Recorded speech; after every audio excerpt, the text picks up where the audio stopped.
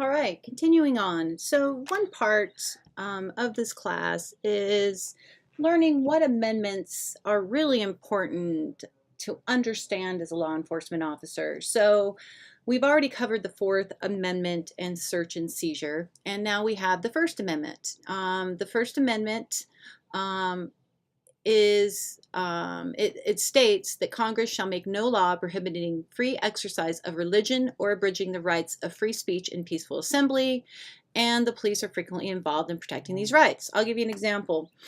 We used to have an organization that would stand out on a street corner and hand out pamphlets, and they were of a religious nature, and we got a lot of complaints because the group would stand and block traffic, and people said they would bang on their windows and harass them. And so we responded, and we had two sides of the story.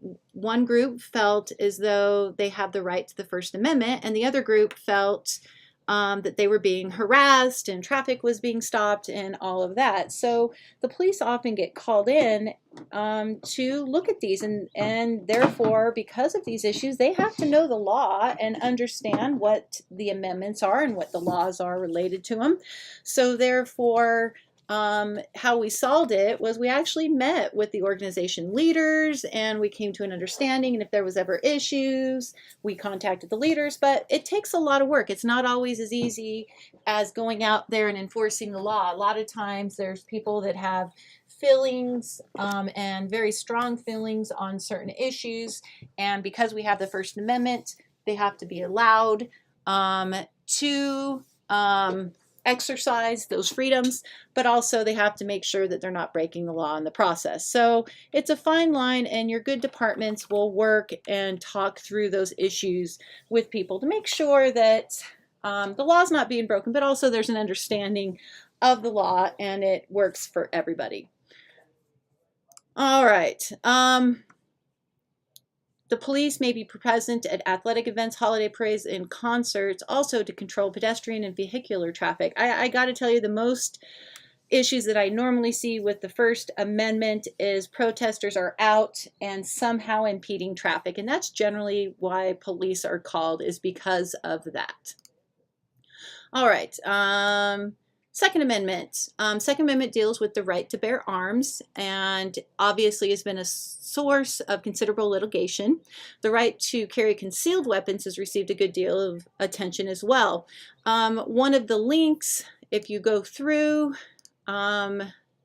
this presentation, and then also one of the links I gave you during one of the weeks, was on each state and what their rights and regulations are as far as carrying concealed weapons, or CCW. 49 of the 50 states now allow some form of concealment of firearms. And so this is a look at whether they shall issue, may issue, or deny issue of CCW permits. So you can check each state.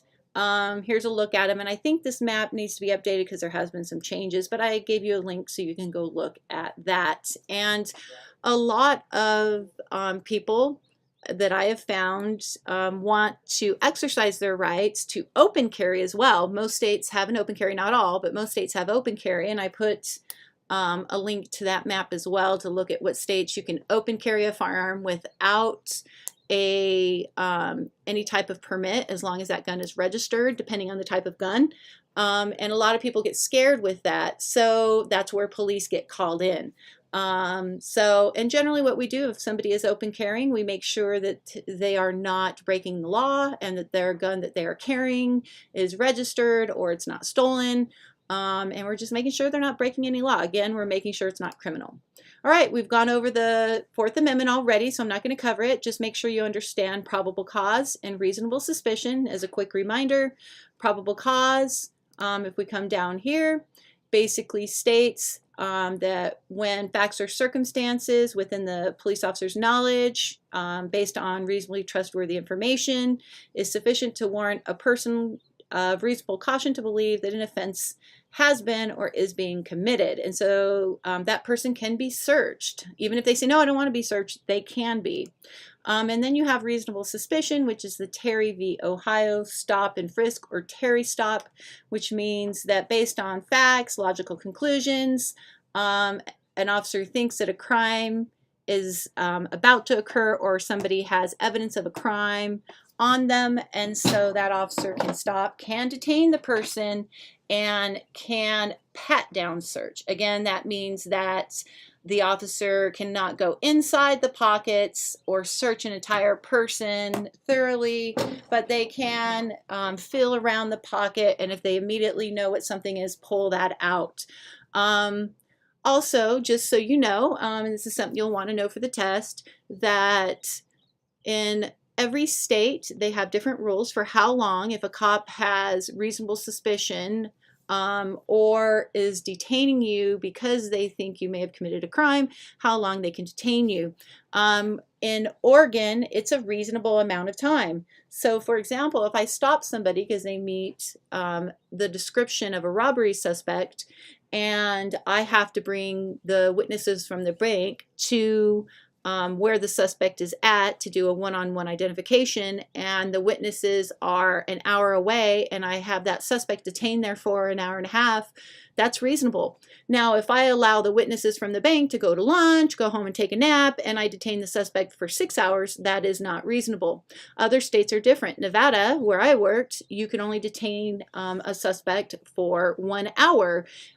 Within that time, if you didn't develop probable cause to arrest them, then you had to release them. Okay, we've gone over the Fourth Amendment.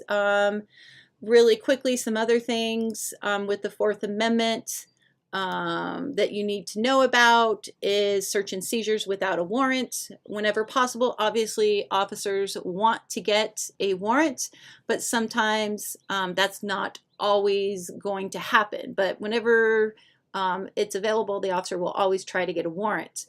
Police stops, looking at search and seizure. It's a totality of the circumstances. So often when you look at shootings, people will view a 1-minute video of a shooting and make a determination of the shooting, whether justified or not. They're not looking at the totality of the circumstances, what that officer knew, what they responded to, what their surroundings were, what their background information was as far as their experience. So there's a lot of things to consider.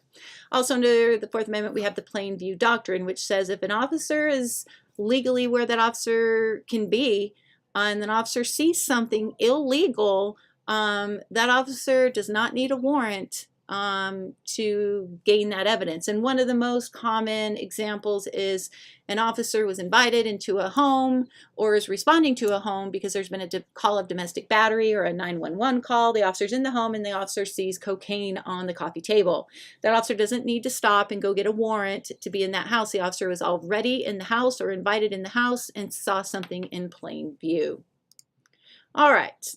Also, we have police searches incident to arrest. So when somebody is arrested, when there's probable cause to arrest somebody, that officer can fully search. That means go into pockets, maybe take off shoes, look inside their shoes when they arrest that person. That is legal. Okay. Voluntarily waived. So if an officer is out with somebody, and let's say I saw somebody on the street, and I said, hey, come over and talk to me. And they voluntarily came over and talked to me. And they told me they were just in an area that I know was burglarized. And so I say, hey, can I search your backpack? I may not have a warrant. I may not even have reasonable suspicion to search that backpack. But if that person voluntarily gives me a yes that I can search him, that is legal. All right. Obviously, right here, consent, if the consent has to be voluntary. So if I try to deceive you or misrepresent something or try to coerce you, obviously that is not allowed. Okay, we're going to stop here at the Fourth Amendment, and I'll see you for the next video where we go into the Fifth Amendment.